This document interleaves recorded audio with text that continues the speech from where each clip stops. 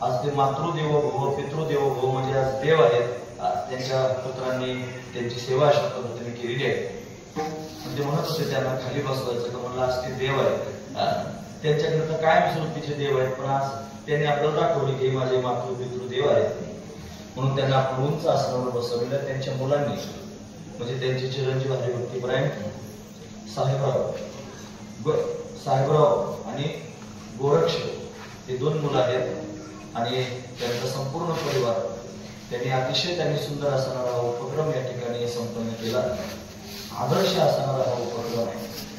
काल एका अभिष्ट चिंतनाची सेवा होती आणि आशीर्वाद देण्याकरिता एक महाराज उभे राहिले आणि त्यांनी माईकमधून सांगितलं की वाढदिवस साजरा करणं हे आपल्या धर्मशास्त्रामध्ये बसत नाही. मग त्यांचं ते झालं बोलणं आणि मग परत आमच्याकडे बोलण्याची संधी आली.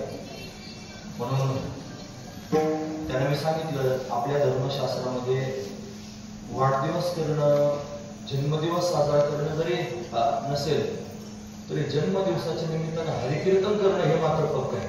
महत्वाची गोष्ट साजरा करतो हे महत्वाचं आहे.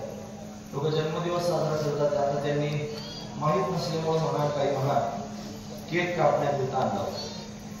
केक कापणं ही आपली संस्कृती नाही.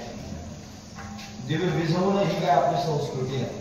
त्या मेणबत्त्या लावायच्या आणि त्याच्यावर कुंकळ घालून त्या विझवायच्या. आपली संस्कृती दिवे लावण्याची संस्कृती आहे. हा महत्वाचा विचार. म्हणून आपल्या संस्कृतीमध्ये दिवे लावले जातात.